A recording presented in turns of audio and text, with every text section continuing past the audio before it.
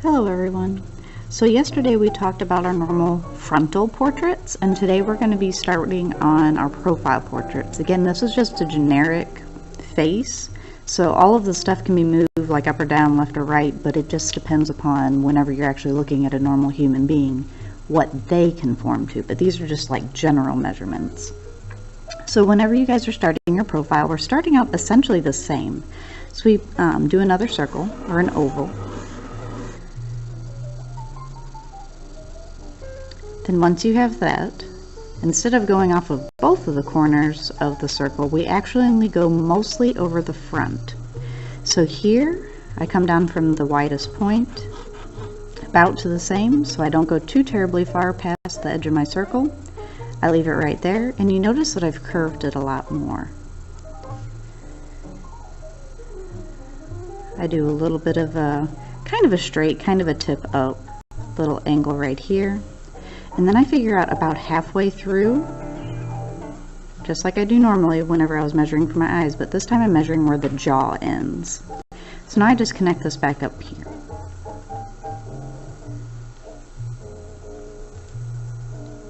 Once I have that, I'm going to go start measuring again where my eyes, nose, and mouth goes. So top of the skull to the bottom of the chin is about half. Here's where my eyes go. Top of the skull to the bottom of the chin, about half is where my nose goes. And last but not least, top of the skull, bottom of the chin, bottom of the nose to the chin is our mouth. If you want to measure for your ears, about where the eyebrows go, just a little bit above the eyes, we put a mark, and then the bottom of the nose, that is our ear.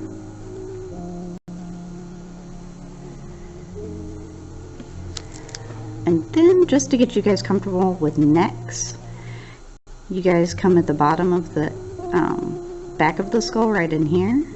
And I would say if you measure from like here to here, you go about half. That gives enough roundness to the bottom of the skull, but then you connect this as a slight in-turning curve. Go to about where you guys had that straight line ending, a little bit above it, and then do a curve going the opposite way. So this one curves in, this one curves in, and they conform this way. Now if you are drawing a male, this won't curve out as much down at the bottom, it'll actually curve in just because of your guys' Adam's apple. There's a muscle that connects here, right at the clavicle, and it connects up just behind the chin. Okay. So now we're going to slowly but surely start building up our facial structure right in here. So what you do is right in between where the eye is, you create this V shape. This helps us have the indent of where the eye goes. So we have our eye cavity right here, and then it starts building the structure of the nose down here. Then just pop in a small circle just to help measure that. I give a little bit of space, so obviously we can't do a full circle. We would only be doing about half, so I put about a half circle there, and then I have where this circle would be here. So this, whenever I have it from here to here on this line, I do about half of that. So that's about the right measurement. So half a circle, you do the full circle, that's the exact same height and width. Now, instead of doing our eyelight goes like this, where we have Egyptians, we actually come up and then we curve down. So you come straight up, probably, if you're measuring it right here, this is probably about 5 to 10 degrees. This is your eye. From the tear duct, curve in, make sure that you leave that little bit of the top eyelid. The bottom lid tucks under.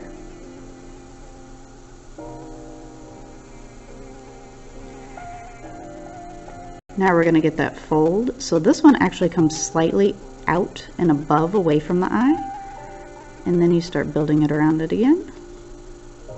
And then your eyebrows at the top of where that eye is, that circle that we started with. Do that 45-degree angle, and again that helps us measure where that angle or the arch comes in for the eye. For the eye itself, remember we don't put a circle straight in the middle. You don't have the whole entire circle visible because obviously it looks like we're like really concerned or scared. We do about 3/4 of it. But this time, instead of a circle, so we don't have this, we actually have an ellipsis or an oval because we're seeing it from the side. So because we have something this way, we're slowly turning it that way and we don't see as much of it. So I'm going to go put it right here. I don't see the top part because again we're hiding some of it because it's underneath the skin, and then I have my ellipsis right here. And again our pupil will also be an ellipsis just because we took that circle and then we turned it on its edge. So now I have my eye. It's a little bit big, but it works for what we, kind of a general proportion. So now I'm going to start on my nose. We have the bridge right here. We're going to connect to the bottom of the circle that we drew before. Curve up underneath it. It actually does come slightly in towards the face. So I actually stop right here for part of the nose, right at where I had that measuring line. So I stopped right here. I go a little bit above it and I make a hook facing towards that line, and then I come around and I add that line on the outside. That's just the one that comes up underneath the nostril and tucks up underneath here. Now, once I have this is actually going to help measure the bottom of where your bottom lip is going to go. So this is basically about half. So we curve out, pull that back into where I put that measuring line. And this one is more or less a straight line. It kind of just depends upon your person. This one pokes out and then curves back in. And this helps define our chin. So I brought this one up just a little bit because it was almost a little bit too pokey, but that's okay. So what you do from here, so again I curved out, pulled it in straight at that halfway line, and then I did my bottom lip. That one curved out, then I curved back in to define my chin, and then looped back under. Now, we still use the same tools but we had been using before, so halfway where the pupil is, pull that line down, and this helps measure where our mouth is going to end. So about halfway, that way we can determine where we're going to put the edge of our lip. So I just connect a straight line here, oops, and a straight line here, and a straight line from here. So all of these connect back. Now some of them obviously are going to be more rounded if you wanted to.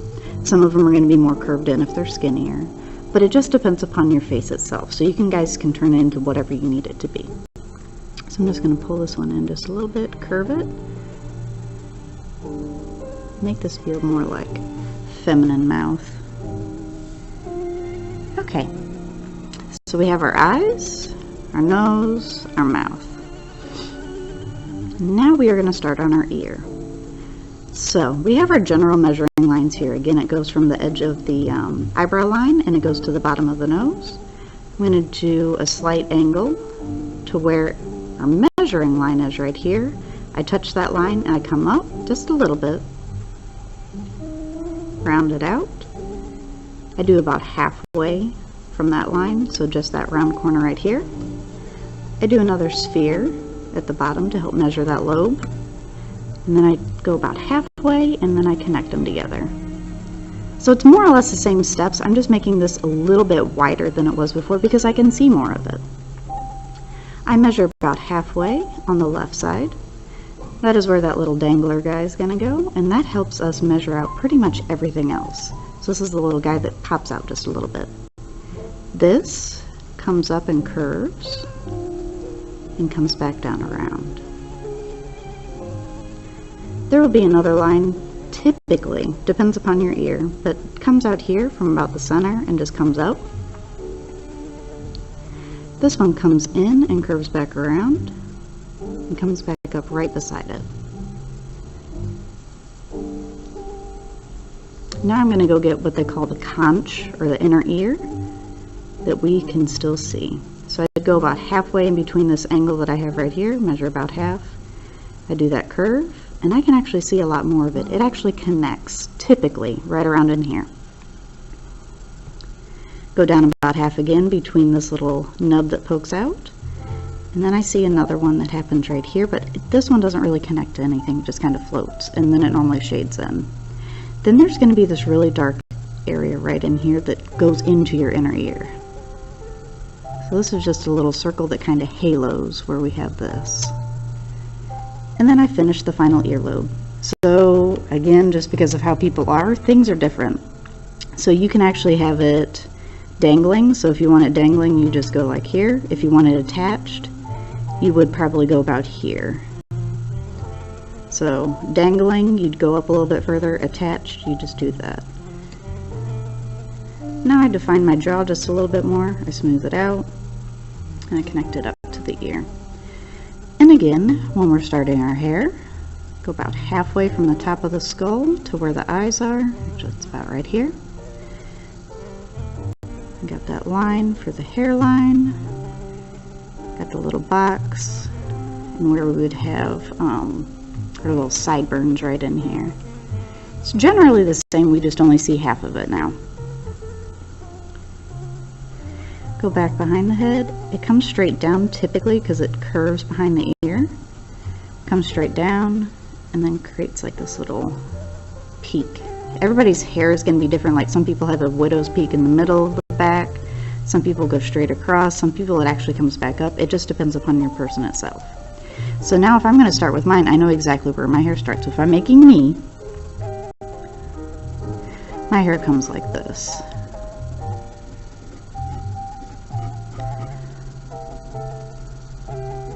You might see a little bit of my other hair, but that comes from the other side. So you don't have to create me, you can make it into yourself if you would like to. You can make it into a family member, whatever you would like to do.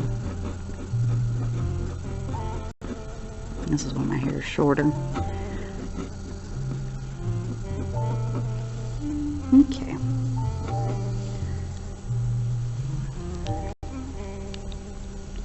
So for our general steps, we start out with a circle or an oval.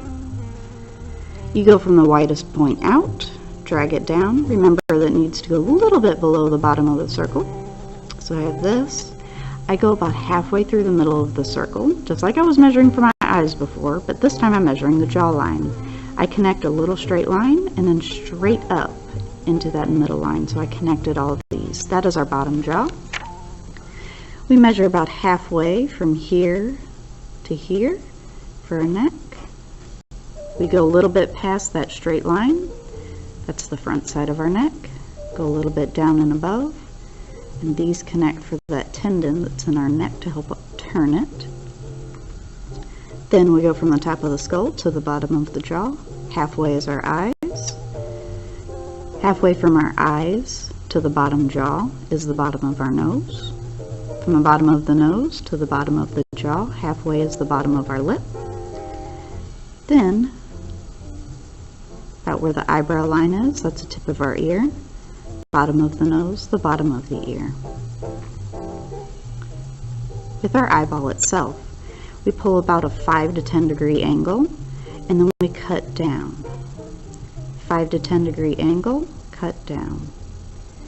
Then I do the almost exact same what I did before with my eye. I just go from the tear duct and I loop up underneath it, leaving a little bit left of my upper lid. I put a sphere where I want my nose to be. The bigger the sphere, the bigger the nose. Connect that to the bridge right in here. Remember I cut in that V first. Connect that down to where the sphere is. I stop at that line, that border line that I had right here. Then I create that line that's up a little bit and over, and I create that small hook of where our nostril is, and then go back on the outside, curve it the other way for our outside nostril to help define it. Take that bottom of the nose, curve out, go straight. This is about halfway in between the bottom of your nose and the bottom of your lip. That is the top ending of our lip, so right in here. Once you have that, curve it out, curve it back in, and this helps define our chin. You can also round it out, make it more pointy. It just depends upon your guys' face. Now, we go back to our pupil, pull it down, and that helps define our mouth. Go straight, go straight, and you have your mouth, but you can also add curves in there to make it more look like you. For the ear, take that measuring line, so you have the top one, we come straight out, a little bit of a top, do the sphere at the bottom, and then take that edge to the middle of the sphere and connect them. Find the middle from the top to the bottom, that is where that little pokey thing comes out. Do the curve of your shell, or the conch. Get all these in here, the inner ear, and then loop around the outside so that you can help define that earlobe. Then you decide whether or not you want it connected or not, and then add in your hair. So let me know if you guys have any questions or have any problems. I would love to help you guys out. Thank you guys for watching.